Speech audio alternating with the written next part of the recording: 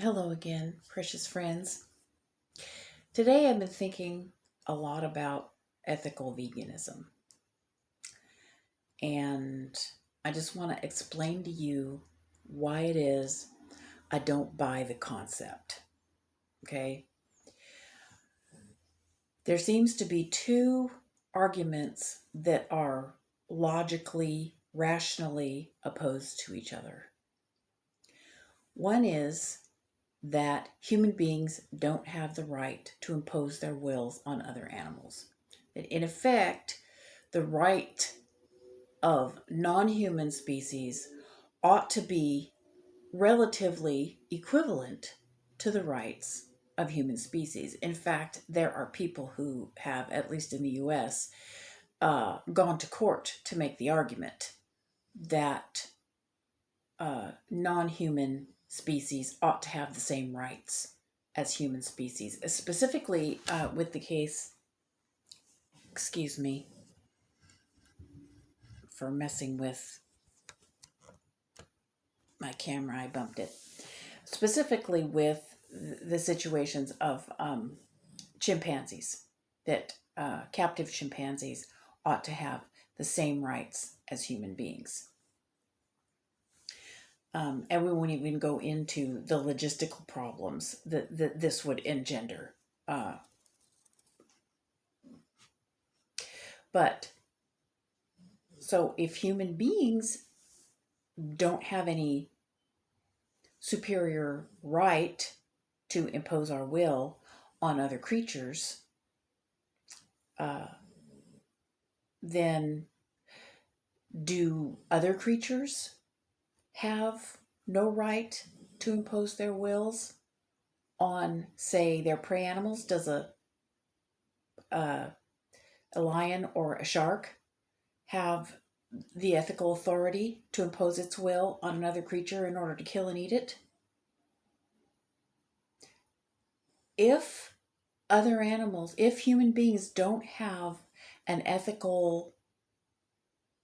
no ethical superiority with regard to other animals, if we should all have the same rights, then why don't human beings have the right to kill and consume other animals for food when sharks and lions do? Or they will, regardless of whether they're ethical. And one might say that it's because lions and sharks are outside the range of ethics. They don't comprehend, they don't have the cognition to be able to understand that what they're doing, how they live, causes suffering to other animals. Human beings do have that cognitive capacity, and therefore that generates a greater ethical responsibility, more profound ethical responsibility to prevent or alleviate the causes of that suffering.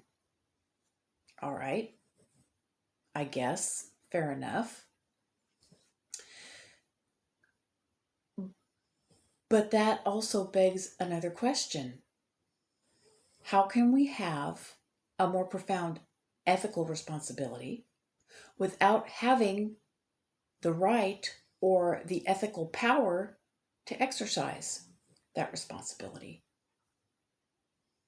What do we do with animals that have already been raised for food and have been created by humankind in a manner that renders them incapable of fending for themselves in the wild? What do we do with them? We have the ethical responsibility to alleviate their suffering, but we don't have the right to impose our wills on them. Do we just let the cattle wander around and wander onto roads? No, we can't do that, just for logistical reasons, but we must impose our will upon them by fencing them in. Let's say a population of deer gets too large for whatever land it is that they have been allotted to roam freely. They overpopulate, they get sick. The reason why their range has been decreased is because of human activity. Do human beings have the responsibility to alleviate that suffering? And if we do, how do we impose our wills on an individual animal in order to alleviate its suffering without having the moral authority to do so? So the ethical argument with regard to human beings interacting with animals falls down at that point. Either human beings have no superior rights to animals, all animals and human beings ought to have the same rights, in which case we have no moral authority to act on an individual animal, regardless of whether we have caused its suffering. We have no right to impose our will upon it. It has the right to crawl off and die if it wants to, regardless of who injured it. And human beings have no moral authority to impose our will upon that individual and say, take it off to a wildlife rehabilitator, impose our will upon it to get it well, and re-release it.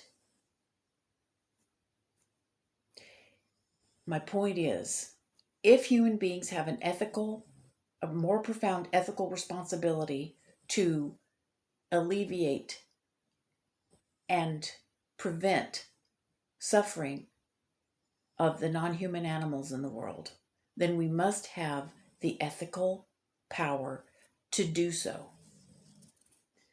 And that means that human beings are ethically, morally superior to animals. Our cognition gives us the ethical authority to do it. Either we have the ethical authority or we don't. If we don't have the ethical authority and our rights are just exactly the same as any other animals, then we have the right to impose our will on other animals and eat them the same as lions and sharks do.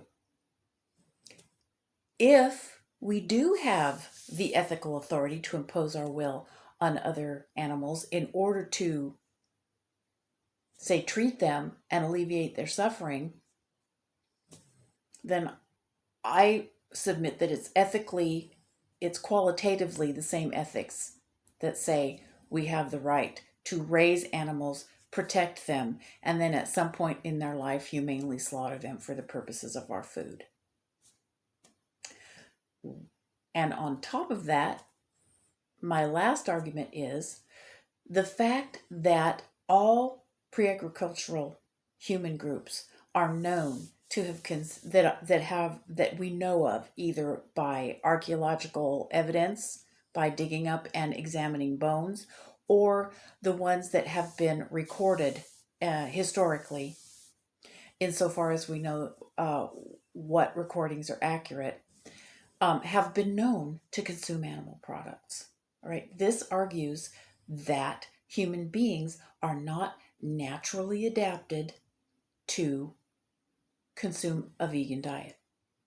We are naturally adapted to consume animal products.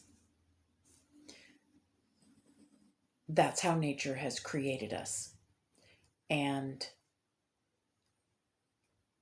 therefore, it's not ethical to expect a creature to give up the natural diet that nature has designed it to consume. It's not ethical to expect a lion or a shark to go without its prey. It's not ethical to expect a human being to go without animal foods, because that is how nature has adapted us. Also, the fact that there is no natural vegetable source of B12 that is sufficient to keep human beings healthy. This is also very powerful evidence that human beings are not naturally adapted to eat a vegan diet. It is not ethical, once again, to expect any species to sacrifice its own food that it is naturally adapted to eat, and therefore sacrifice its own health for the benefit of another species. This does not happen naturally in the wild. All entities that exist in nature have the ethical authority to consume the food they are adapted to eat. Human beings are adapted by nature, by the natural processes of the world, to consume animal foods. Do we need to hunt? Do we need to kill animals to do it? Possibly not. But would we have the ethical right to confiscate milk from cows? Yeah. Do we have the ethical right to confiscate eggs from birds? Yeah, we do. And if we have the ethical right to confiscate eggs from chickens and prevent those chickens, those eggs from becoming hatched into birds, there's not ethically very much difference between that and humanely slaughtering an animal.